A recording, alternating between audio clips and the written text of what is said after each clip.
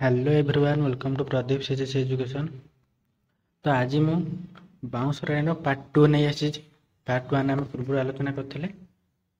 तो plus two second year optional ओडियार बाउंस राइन गल्पर पार्ट 2 आम आलोचना करिवे आज। तो हम पार्ट 1 आलोचना करते जे से सोफा पर बसी पड़ी कहले जे अद्भुत एई लुना से जो लुना जे आसथिले मिस लुना।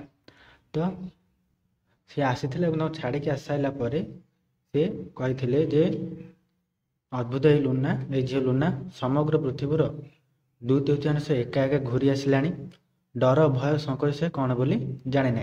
शिक्षा विषय में बहुत सर्टिफिकेट तो ये आम आलोचना करते। तो आज देखा तांको कथा छड़ाई नहीं चा कप रे चीनी गोड़ाइबार शब्द को क्षिप्रतर कर पचारि से कथा को छड़ाई नहीं कि चा जो गोलुले कप्रे जोर गुड़ाइले माने साउंड करके जोर गुड़ाइले गोड़ाइले।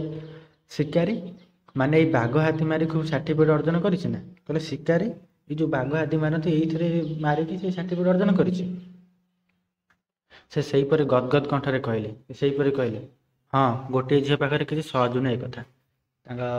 मिस्टर चौधरी कहले हाँ गोटे झील पाखे ये सब संभव नुहे।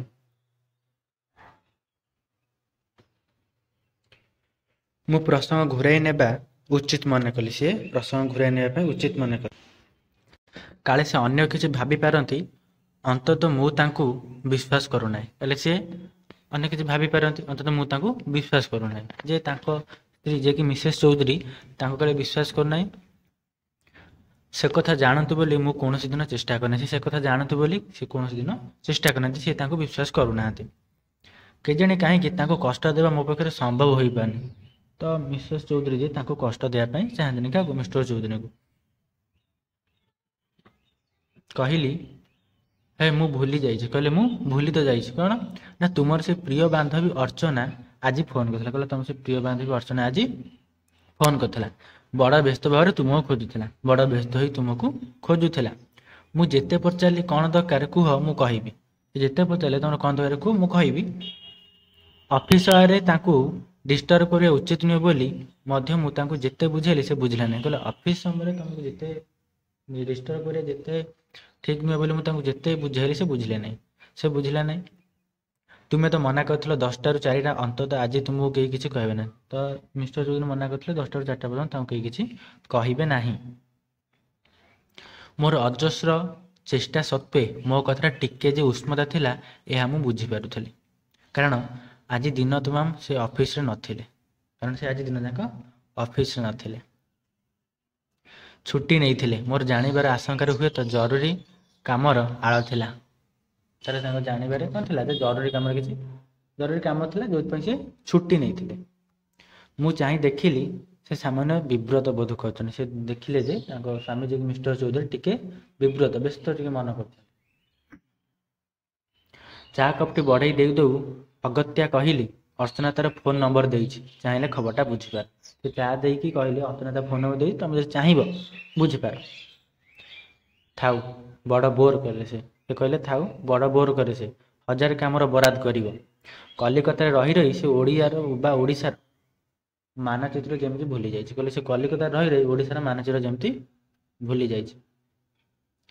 अर्चना एठी तांकर सहकर्मिणी थिला ताले अर्चना तांकर एठी सहकर्मिणी थिला एबे कलिकता बदली हो जाइए एबे कलिकता को से चल जाइछन्ते समय समय कलिकता गले तारी घरे जबरदस्त मत रहा हुए से जिते बड़े भी कलिकता जाती से ताकरी घरे रहा हुए केते थर जे मोर उपस्थित अर्चना सह से घनिष्ठ हो उठती ता मु देखी किसी कही ना कहले माने मिसेस चौधरी को उपस्थित से अर्चना सहित घनिष्ठ हो जाती क्लोज हो जाती किंतु ये किसी कही पारते ना बरं अर्चना को मते ता पछकू बहुत थर आप्यायित करने को मोर इच्छा अनिच्छार प्रश्न उठे ना अथच अर्चना ठारू मनीष को बसीभूत कर रखार मंत्र मु शिखिपारि ना कहले अर्चना ठारू मनीष को बसीभूत कर रखार मंत्र मु शिखिपारि ना ताहा मोर अपारगता कहले सेटा होची मोर अपारगता सेटा मोर वीकनेस जे मु तांको ठारू शिखिपारि ना।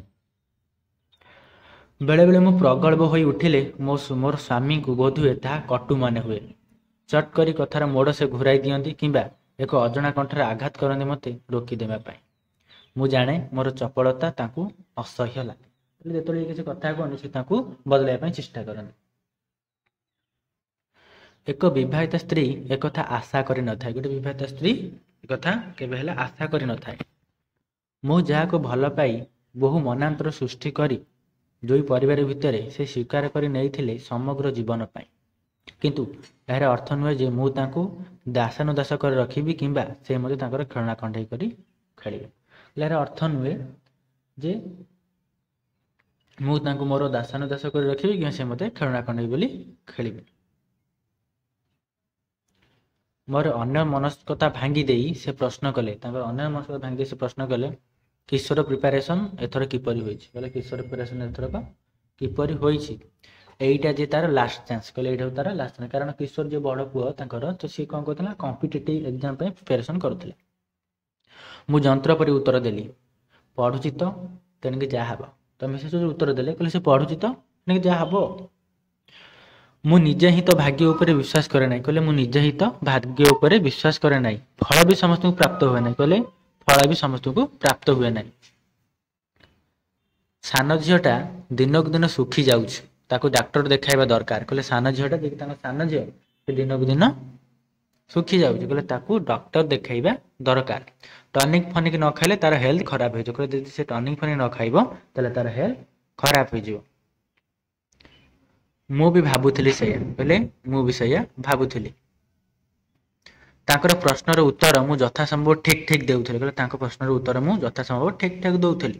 ମାତ୍ର କଥା ଲମ୍ବେଇ ରଖିବା ପାଇଁ ଯେଉଁ ଜାଲ ଭିତରେ ଆମେ ଦୁଇ ଜଣ ଧରା ଦେଇଥିଲୁ, ସେ ଜାଲ ଛିଡ଼ାଇ ଦେଇ କିଏ କେତେବେଳେ ଯେ ଉଡ଼ି ଯାଉଛୁ ତାର ଖବର କାହା ପାଖରେ ନାହିଁ। କହିଲେ କଥା ଲମ୍ବେଇ ରଖିବା ପାଇଁ ଯେଉଁ ଜାଲ ଭିତରେ ଆମେ ଦୁଇ ଜଣ ଧରା ଦେଇଥିଲୁ, ମାନେ ଯେଉଁ ଗୋଟିଏ କଥା ସେ ଡିସ୍କସନ୍ କରୁଥିଲେ, ସେ ଜାଲ ଛିଡ଼ାଇ ଦେଇ କିଏ କେତେବେଳେ ଯେ କୁଆଡ଼େ ଉଡ଼ି ଯାଉଛୁ ତାର ପାଖରେ, ମାନେ ତାର ଖବର କାହା ପାଖରେ ନାହିଁ। କଥା ଆଉ ବେଶୀ ନାହିଁ। ସମସ୍ତେ ସୁସ୍ଥ। ଟଙ୍କା ପଇସାର ପ୍ରକୃତ ବିନିଯୋଗ ସାଙ୍ଗକୁ ସାଧାରଣ ପରିବାର ପରି ଅଭାବର ଫର୍ଦ୍ଦ ନାହିଁ ଏ ଘରେ।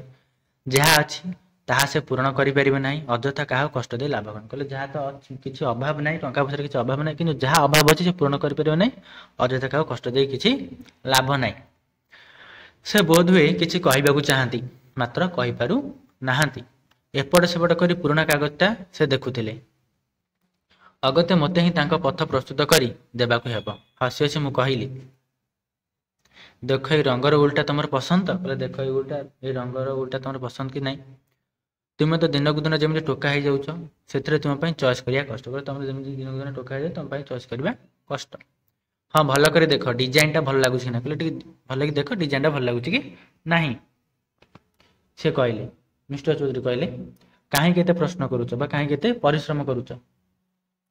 ଉଲ୍ କିଣି ସମୟ ନଷ୍ଟ କରିବା ଠାରୁ ସ୍ୱେଟର କିଣିବା ଭଲ। ତ ମିସେସ୍ ଚୌଧୁରୀ ତାଙ୍କୁ ଉଲ୍ର କଲର ପଚାରିଲେ। ସେ କହିଲେ କାହିଁକି ଏତେ କଷ୍ଟ କରୁଛ? ଏଇ ଉଲ୍ କିଣି ସମୟ ନଷ୍ଟ କରିବା ଅପେକ୍ଷା ତମେ ସ୍ୱେଟର କିଣିବାଟା ଭଲ। ଏହାପରେ ମୋର କଥା ନ କହିବା ଉଚିତ। ମିସେସ୍ ଚୌଧୁରୀ ଭାବିଲେ ଏହାପରେ ମୋର କଥା ନ କହିବା ଉଚିତ। କିନ୍ତୁ ମୁଁ ତ ଆଉ କଲେଜ ପଢ଼ୁଆ ଲାଜକୁଳେ ଝିଅଟିଏ ନୁହେଁ ଯେ ଏଇ କଥାରେ ଅଭିମାନ ଲୁହ ଝାଡ଼ି ପକାଇବି। କହିଲେ ମୁଁ ତ ଆଉ କଲେଜ ପଢ଼ୁଆ ଲାଜକୁଳେ ଝିଅ ନୁହେଁ ଯେ ଏଇ କଥାରେ ଲୁହ ଝାଡ଼ି ପକାଇବି। ମୋର ଅନେକ ପରିଶ୍ରମର ମୂଲ୍ୟାୟନ ସେ ଏହିପରି କରିଥାନ୍ତି। ମୋର ଅନେକ ପରିଶ୍ରମର ମୂଲ୍ୟାୟନ ସେ ଏହି ସମୟରେ କରିଥାନ୍ତି ଏବଂ ଏହିପରି କିଛି ନ କହି ଚୁପ୍ ରହିବା ଯେପରି ମୋର ଏକ ଅଭ୍ୟାସ। କହିଲେ ଏହିପରି କିଛି ନ କହି ଚୁପ୍ ରହିବା ଯେପରି ମୋର ଏକ ଅଭ୍ୟାସ। ତାଙ୍କୁ ବୁଝାଇବା ଅର୍ଥ ନିଜକୁ ଅଧିକ କ୍ଳାନ୍ତ କରିବା। କହିଲେ ତାଙ୍କୁ ବୁଝାଇବା ଅର୍ଥ ନିଜକୁ ଅଧିକ କ୍ଳାନ୍ତ କରିବା। ସେ ଏଥର ଉଠି ପଡ଼ି ହାଇଟାଇ ମାରି କହିଲେ, ମୁଁ ଆସେ। ବେଶୀ ଡେରି ହେଲେ ମୋ ପାଇଁ ଅପେକ୍ଷା କରିବନି। ଧନ୍ୟବାଦ, ମୁଁ ଖାଇକରି ଫେରିବି। ଅବଶ୍ୟ ସେମିତି ବିଶେଷ ବ୍ୟବସ୍ଥା ଆଜି କିଛି ନାହିଁ। କହିଲେ ମୁଁ ଯାଉଛି, ଫେରିବାକୁ ଲେଟ୍ ହେବ। ଯଦି ବି ଲେଟ୍ ହୁଏ ତୁମେ ଭାବିବ ଯେ ମୁଁ କିଛି ଖାଇକରି ଫେରିବି। ଅବଶ୍ୟ ଆଜି ସେମିତି କିଛି ବ୍ୟବସ୍ଥା ନାହିଁ, କିନ୍ତୁ ଯଦି ମୋର ଲେଟ୍ ହୁଏ ତୁମେ ଭାବିବ ଯେ ମୁଁ ଖାଇକରି ଆସିବି। ମୁଁ ଆସ୍ତେ କହିଲି, ଆଚ୍ଛା। ଟିକକ ପରେ ଗେଟ୍ ଖୋଲାର ଶବ୍ଦ ହେଲା। ତାଙ୍କର ଯିବା ଆସିବା ବିଷୟରେ ମୁଁ ଯେତେ ହିଁ ଅସତର୍କ ରହିବାକୁ ଚାହିଁଲେ ବି ସମ୍ଭବ ହେଉନାହିଁ। ମୋତେ ବି ତ ଯିବାକୁ ସେ ମନା କରିନାହାନ୍ତି, କେବେ ଗଲେ ମଧ୍ୟ କୌଣସି ଦିନ ପ୍ରଶ୍ନ କରିନାହାନ୍ତି। ବର୍ତ୍ତମାନ ଦ୍ରୁତ ଗତିରେ କିଛିଟା ସ୍ୱେଟର ବୁଣି ଦେଇ ମୋତେ ପିଲାଙ୍କର ଖାଇବା ଟେବୁଲ ପାଖକୁ ଯିବାକୁ ହେବ। କିଛି ହସି ହସି କଥା କହିବାକୁ ହେବ। କହିଲେ ମୋତେ ଏଇନା ସ୍ୱିଟରଟା ବନ୍ଦେଇ ପିଲାଙ୍କ ପାଖକୁ ଯିବାକୁ ହେବ, କିଛି ହସି ହସି କଥା କହିବାକୁ ହେବ। ପଢ଼ି ପଢ଼ି କ୍ଳାନ୍ତ ହୋଇ ଶୋଇ ପଡ଼ିଥିବା ମୋ ପୁଅର ମୁଣ୍ଡକୁ ଆଉଁସି ଦେଇ ଉଠାଇ ଦେବାକୁ ହେବ ନିଦରୁ। ଆସନ୍ତାକାଲି ପାଇଁ ପରିବାର ହିସାବ ନେବାକୁ ହେବ। ସାନ ଝିଅ ପାଖରେ ଶୋଇ ତାର ମୁଣ୍ଡ ସାଉଣେଇ ଦେବାକୁ ହେବ। ଦରକାର ପଡ଼ିଲେ ମିଠା ମିଠା କଥା କହିବାକୁ ହେବ। 3 ଥର ଟାଇଫଏଡ଼୍ ଉଠି ଝିଅଟା ସତରେ ବଡ଼ ଚିଡ଼ା ବି ଧରିଯାଇଛି। କୌଣସି କଥାର ତଦାରଖ କରିବା ପାଇଁ ମୋର ସ୍ୱାମୀଙ୍କର ସମୟ କେବେ ବି ନଥିଲା। ତ କୌଣସି କଥାର ତଦାରଖ କରିବା ପାଇଁ ତାଙ୍କ ସ୍ୱାମୀଙ୍କର କେବେ ବି ସମୟ ନଥିଲା, ଆଜି ବି ନାହିଁ। ଏଥିରେ ଦୁଃଖ କରିବାରେ ବା କ'ଣ ଅଛି? ଆଗେ ଯେଉଁ ଦାୟିତ୍ୱ ନିର୍ବିକାରରେ ମୁଁ ତୁଲାଇ ନେଉଥିଲି, ଆଜି ଭୀଷଣ କଷ୍ଟକର ମନେ ହେଉଛି। କହିଲେ ଆଗେ ଯେଉଁ ମୁଁ କାର୍ଯ୍ୟ ତୁଲାଇ ନେଉଥିଲି, ଏବେ ସେ କଷ୍ଟ ହେଉଛି। ପ୍ରତି ମୁହୂର୍ତ୍ତରେ ଯେପରି ମୁଁ ବା ଅସହିଷ୍ଣୁ ହୋଇପଡ଼ୁଛି, ମାନେ ଆଉ ସହିପାରୁନାହାନ୍ତି, ଅସହ୍ୟ ହୋଇପଡ଼ୁଛି। କାରଣ ଦୀପ ଦେହରେ ସଳିତାରେ ପୁଣି ଆଲୋକ ଦେବାର ଏକ ନିର୍ଦ୍ଦିଷ୍ଟ ସମୟ ଅଛି। କହିଲେ ଦୀପ ଦେହରେ ସଳିତାରେ ଆଲୋକ ଦେବାର ଏକ ନିର୍ଦ୍ଦିଷ୍ଟ ସମୟ ଅଛି, ମୁଁ ଯେ ଆଉ ପାରୁନି। ପଛ କଥା ଆଉ ଫେରିବନି। ଭବିଷ୍ୟତରେ କିଛି ସ୍ୱପ୍ନ ଆଣିଲେ ବି ସେଥିରେ ଯେ କିଛି ପ୍ରାଣ ପ୍ରାଚୁର୍ଯ୍ୟ ନାହିଁ, ତାହା ବୁଝି ନେବା କ'ଣ ଏତେ କଷ୍ଟ? ଅଥଚ ଜନ୍ମ କାଳରୁ ଭଲ ମନ୍ଦ ଦୁଇଟିକୁ ଅଲଗା ଅଲଗା ରଖିବା ପାଇଁ ମୋର ଯେ ବାଉଁଶରାଣୀ ପରି ନାଚ ଚାଲିଛି, ଟିକିଏ ଅସାବଧାନତା ହେଲେ ମୁଁ ଗଳି ପଡ଼ିବି କୋଉ ଅଦୃଶ୍ୟ ଘରରେ, ଯେ ଚିରଦିନ ପାଇଁ ଲୋପ ପାଇଯିବ। ମୋର ସତ୍ତା ଚିରଦିନ ପାଇଁ ଲୋପ ପାଇଯିବ। ବୋଧହୁଏ ନିଜର ସତ୍ତାକୁ ମୋହକୁ ବଜାୟ ରଖିବା ପାଇଁ ମୋର ଏ ପ୍ରଚେଷ୍ଟା ସଫଳ ହେବ ନାହିଁ। ମୁଁ ଭାଙ୍ଗି ପଡ଼ିବି ଟୁକୁରା ଟୁକୁରା ହୋଇ, ଅସ୍ଥିମେଦ ମିଳାଇଯିବ ଧୂଳିରେ। କହିଲେ କୌଣସି କଥାର ତଦାରଖ କରିବା ପାଇଁ ମୋର ସ୍ୱାମୀଙ୍କ ପାଖରେ କେବେ ସମୟ ନଥିଲା, ଆଜି ବି ସମୟ ନାହିଁ। ତ ଏଥିରେ ଦୁଃଖ କରିବାର ବି କ'ଣ ଅଛି? ଆଗେ ଯେଉଁ ଦାୟିତ୍ୱ ନିର୍ବିକାରରେ ସେ ତୁଲାଇ ନେଉଥିଲେ, ଏବେ ତାହା ତୁଲାଇବା ପାଇଁ ବହୁତ କଷ୍ଟ ହେଉଛି, ମାନେ ଅସହ୍ୟ ମଧ୍ୟ ହୋଇପାରୁଛି। କାହିଁକିନା ଦୀପ ଦେହରେ ସଳିତାର ଆଲୋକ ଦେବା ପାଇଁ ଗୋଟେ ନିର୍ଦ୍ଦିଷ୍ଟ ସମୟ ଅଛି, ମୁଁ ଆଉ ପାରୁନି। ପଛ କଥା ମଧ୍ୟ ଆଉ ଫେରିବେନି। ତ ଭବିଷ୍ୟତରେ ବି କିଛି ସ୍ୱପ୍ନ ଆଣିଲେ ବି ସେଥିରେ କିଛି ପ୍ରାଣ ପ୍ରାଚୁର୍ଯ୍ୟ ନାହିଁ, ତାହା ବୁଝି ନେବା କ'ଣ ଏତେ କଷ୍ଟ? ଅଥଚ ଜନ୍ମକାଳରୁ ଭଲ ମନ୍ଦ ଦୁଇଟିକୁ ଅଲଗା ଅଲଗା ରଖିବା ପାଇଁ ମୋର ଯେ ବାଉଁଶରାଣୀ ପରି ନାଚ ଚାଲିଛି। ତ ସେ କହିଛନ୍ତି ଯେ ମୋର ବାଉଁଶରାଣୀ ପରି ନାଚ ଚାଲିଛି। ଟିକିଏ ଅସାବଧାନ ହେଲେ ମୁଁ ଗଳି ପଡ଼ିବି। କହିଲେ ମୁଁ ଯଦି ଟିକେ ଅସାବଧାନ କରିବି ତାହେଲେ ମୁଁ ଗଳି ପଡ଼ିବି। ତ ସେ ବାଲାନ୍ସରେ ତାଙ୍କ ପରିବାରକୁ ନେଉଛନ୍ତି। ଯଦି ବି ଟିକେ ଏପଟ ସେପଟ ହେଇଯିବ ତାହେଲେ ସେ ବାଉଁଶରାଣୀ ସହିତ ତୁଳନା କରୁଛନ୍ତି ଯେ ଗଳି ପଡ଼ିବି ଏବଂ ତାଙ୍କର ସତ୍ତା ଚିରଦିନ ପାଇଁ ଲୋପ ପାଇଯିବ। ତାଙ୍କର ସତ୍ତା ଚିରଦିନ ପାଇଁ ଲୋପ ପାଇଯିବ। ବୋଧହୁଏ ନିଜର ସତ୍ତାକୁ ମୋହକୁ ବଜାୟ ରଖିବା ପାଇଁ ମୋର ପ୍ରଚେଷ୍ଟା ସଫଳ ହେବ ନାହିଁ। କହିଲେ ତାଙ୍କର ଯେଉଁ ସତ୍ତାକୁ ବଜାୟ ରଖିବା ପାଇଁ ତାଙ୍କର ଏହି ଚେଷ୍ଟା ସଫଳ ହେବ। ମୁଁ ଭାଙ୍ଗି ପଡ଼ିବି ଟୁକୁରା ଟୁକୁରା ହୋଇ, ଅସ୍ଥିମେଦ ମିଳାଇଯିବ ଧୂଳିରେ। କହିଲେ ମୁଁ ଭାଙ୍ଗି ପଡ଼ିବି ଟୁକୁରା ଟୁକୁରା ହୋଇ, ଅସ୍ଥିମେଦ ମିଳାଇଯିବ ଧୂଳିରେ। ତ ଆଜି କ୍ଲାସଟିକୁ ଏଇଠି ରଖିବା। ତ ମୁଁ ନେକ୍ସଟକୁ ପାର୍ଟ 3 ନେଇ ଆସିବି। ତ ସେଥିପାଇଁ ଚ୍ୟାନେଲକୁ ସବସ୍କ୍ରାଇବ୍ କରି ବେଲ୍ ନୋଟିଫିକେସନ୍ ଅଲ୍ ସେଟ୍ କରିଦେବେ, ଯାହାଦ୍ୱାରା ମୁଁ କ୍ଲାସ୍ ଅପଲୋଡ଼ କରିବା ମାତ୍ରେ ସର୍ବପ୍ରଥମେ ଆପଣଙ୍କ ପାଖରେ ପହଞ୍ଚି ପାରିବ। ଯଦି କୌଣସି ଡାଉଟ୍ ଥାଏ କମେଣ୍ଟ ସେକ୍ସନରେ କମେଣ୍ଟ କରି ଜଣାଇବେ ଏବଂ ପାର୍ଟ 1 ନିଶ୍ଚିତ ଦେଖିବେ। Thank you all.